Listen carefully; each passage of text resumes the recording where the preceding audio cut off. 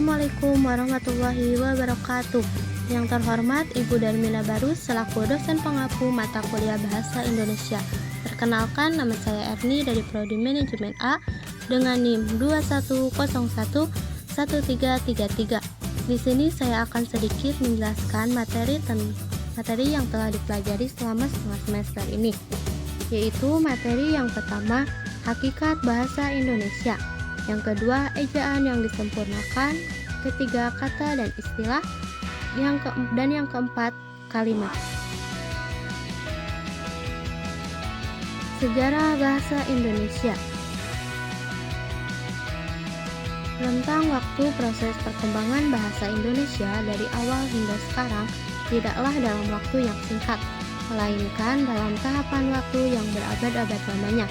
Hal demikian tentu saja membuat tidak mudahnya memperoleh informasi tentang masa lalu bahasa yang sejak tanggal 28 Oktober tahun 1928 hingga kini kita beri nama bahasa Indonesia, termasuk informasi yang menyangkut masa awal perkembangannya.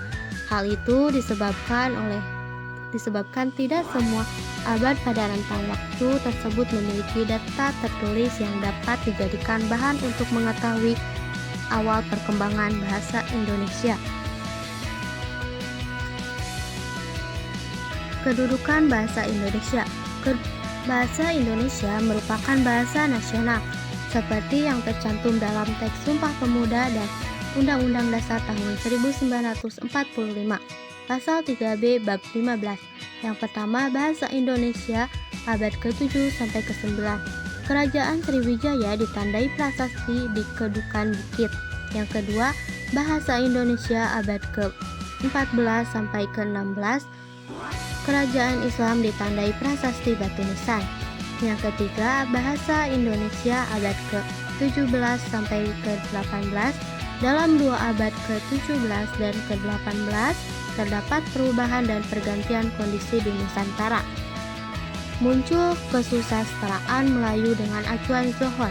Yang keempat, bahasa Indonesia abad ke-19. Raja Ali sebagai pelopor pembinaan bahasa dan budaya. Yang kelima, bahasa Indonesia abad ke-20. Masa percepatan perkembangan dan peralihan bahasa Melayu ke bahasa Indonesia. Dan yang keenam, bahasa Indonesia abad ke-21. Kongres Bahasa Indonesia 7, 9, dan 10. Fungsi bahasa Indonesia. Fungsi bahasa Indonesia dibedakan menurut kedudukannya, yaitu sebagai bahasa nasional dan bahasa negara. Yang pertama, sebagai bahasa nasional. Yang kedua, lambang kebanggaan nasional. Yang ketiga, lambang identitas nasional. Yang keempat, alat pemersatu keberagaman masyarakat. Yang kelima, alat penghubung antara budaya dan daerah. Pemakaian huruf. Pemakaian huruf meliputi penggunaan 1. Huruf abjad, 2. Huruf vokal, 3. Huruf konsonan, 4. Huruf diplong, 5. Gabungan huruf konsonan, 6. Kapital, 7. Huruf miring, dan yang ke-8 huruf tebal. Penulisan kata. Yang pertama, kata dasar. Yang kedua, kata turunan. Yang ketiga, bentuk ulang. Yang keempat, gabungan kata. Yang kelima, suku kata. Yang keenam, kata depan. Yang ketujuh, partikel. Yang kedelapan, singkatan dan akronim. Dan yang kesembilan, angka dan bilangan. Komponen-komponen ejaan. Kata ganti. Kata ganti ku, kau, ku, mu, dan nya. Kata ganti ku dan kau ditulis serangkai dengan kata yang mengikuti ku, mu, dan nya. Ditulis serangkaian dengan kata yang mendahulunya. Misalnya, buku ini boleh kau baca. Yang kedua, bukumu, bukuku, dan bukunya tersimpan di perpustakaan. Yang ketiga, rumahnya sedang diperbaiki. Catatan, kata gantiku, mu, dan nya dirangkaikan dengan tanda hubung apabila digabung dengan bentuk yang berupa singkatan atau kata yang diawali dengan huruf kapital. Misalnya, KTPmu, SIM-nya STNKQ. Komponen-komponen ejaan. Yang pertama, penggunaan tanda titik. Yang kedua, penggunaan tanda koma. Yang ketiga, penggunaan tanda titik koma. Yang keempat, penggunaan tanda seru. Yang kelima, penggunaan tanda elips. Yang keenam, penggunaan tanda petik tunggal. Yang ketujuh, penggunaan tanda kurung. Dan yang kedelapan, penggunaan tanda kurung siku. Pengertian kata dan istilah. Baik kata maupun istilah, keduanya adalah sama-sama unsur bahasa yang dapat menjadi bagian dalam konstruksi yang lebih luas, seperti pada kalimat. Secara sepintas, keduanya tidak berbeda karena masing-masing dapat hadir berupa kata tunggal ataupun dalam bentuk gabungan kata. Kata secara umum menurut sudut pandang fonologi, kata dapat dirumuskan sebagai bentuk ligual yang memiliki urutan fonem yang tepat. Urutan tetap di sini dimaknai tidak berubah. Artinya, fonem-fonem yang menjadi unsur pembentuk kata itu tidak dapat diubah urutannya, baik melalui pengubahan posisi setiap atau sebagian fonem dalam kata maupun dengan penambahan, pengurangan, dan penyisipan satu fonem pada kata tersebut. Istilah dapat diartikan sebagai kata atau gabungan kata yang memiliki makna khusus dan penggunaannya terbatas pada ranah kegiatan atau bidang keilmuan tertentu. Dari segi makna, istilah itu sifatnya monosematis. Sumber kata dan istilah. Sumber kata pada dasarnya kata bahasa Indonesia berasal dari dua sumber, yaitu sumber dalam dan sumber luar. Sumber dalamnya adalah bahasa Melayu dan bahasa-bahasa daerah atau serumpun, sedangkan sumber luarnya adalah bahasa asing. Yang pertama, bahasa Melayu. Yang kedua, bahasa daerah. Yang ketiga, bahasa Sangsekerta. Yang keempat, bahasa Arab, Persia, dan Tamil. Yang kelima, bahasa Belanda, Inggris, dan Portugis. Dan yang keenam, bahasa Cina, Latin, dan Italia. Diksi atau pilihan kata. Pengertian diksi selaku anggota masyarakat, kita dengan orang lain sulit beraktivitas tanpa ada komunikasi. Dalam hubungan ini, bahasa merupakan wahana terpenting dalam mewujudkan terjadinya komunikasi itu. Di antaranya adalah menguasai sejumlah besar kosakata bahasanya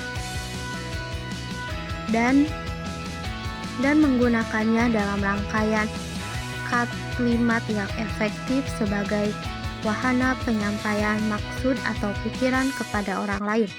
Dapat dirumuskan bahwa yang dimaksud dengan diksi atau pilihan kata adalah kemampuan memiliki satu kata yang tepat di antara sejumlah kata bersinonim untuk digunakan dalam konteks tertentu.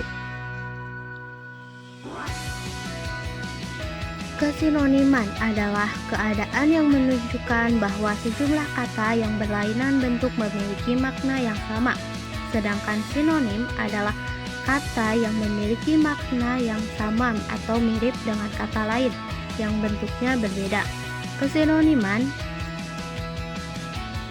Kesinoniman dapat dijadikan sebagai ranah pengambilan kata yang lebih tepat, digunakan dalam konteks tertentu, atau boleh jadi juga untuk pengambilan sejumlah kata untuk digunakan secara silih berganti, guna menghindarkan kejenuhan. Seandainya satu kata yang sama digunakan secara berulang, kehomoniman adalah keadaan yang menunjukkan bahwa sejumlah kata yang berbeda memiliki bentuk yang sama. Bentuk di sini dilihat dari kesamaan lafal atau ejaan di antara kata yang homonim itu. Kehomoniman yang homofon terjadi apabila dua atau lebih kata yang berbeda hadir dalam lafal yang sama, tetapi berbeda ejaannya. Hiponiman dalam himponiman yang ditemukan adalah keadaan terdapatnya sejumlah kata bawahan dari sebuah kata yang lebih luas. Dalam hubungan ini, makna-makna khusus yang terjadi pada masing-masing kata bawahan sudah terliput dalam makna kata hipernim atau atasan.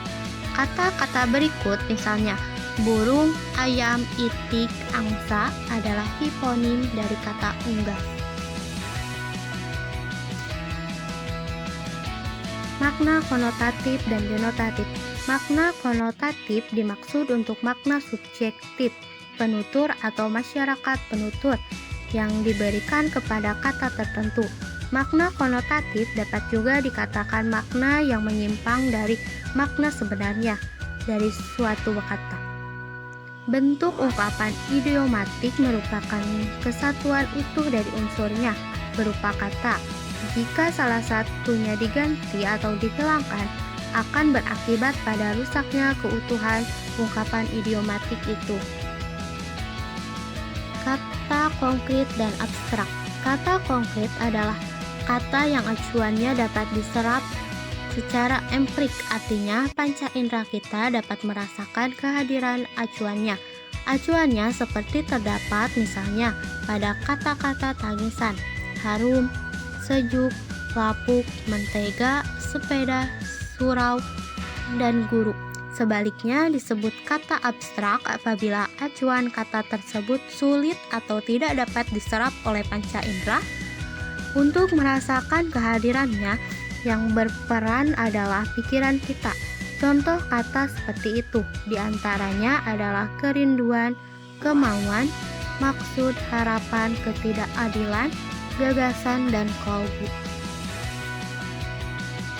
Kalimat menurut Sugono tahun 2002 menjelaskan bahwa sebuah pernyataan lisan atau tulis dapat dikategorikan sebagai kalimat yang memiliki dua persyaratan pokok.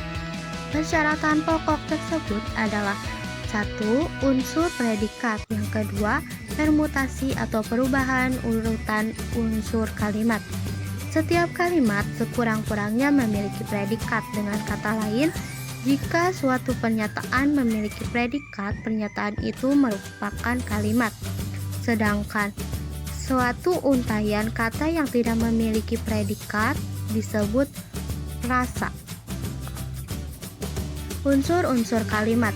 Yang pertama, subjek dengan simbol S, yang kedua predikat dengan simbol P, yang ketiga objek dengan simbol O, yang keempat pelengkap dengan simbol pel, dan yang kelima keterangan dengan simbol ket. Jenis kalimat.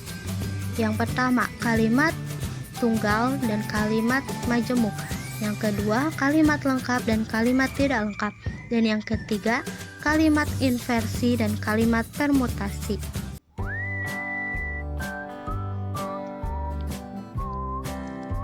Pengertian kalimat efektif adalah kalimat yang secara tepat mewakili gagasan atau pikiran penulis.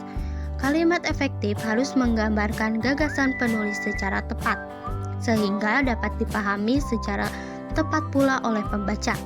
Oleh karena itu, kalimat efektif harus singkat, padat, jelas, lengkap, dan dapat menyampaikan informasi secara tepat. Syarat kalimat efektif. Yang pertama, kalimat efektif harus gramatikal. Yang kedua, kalimat harus lugas. Yang ketiga, aspek penekanan.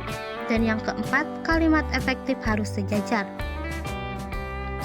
Mungkin cukup sekian materi dari saya. Maaf bila ada kesalahan. Wabillahi taufiq wal hidayah. Wassalamualaikum warahmatullahi wabarakatuh.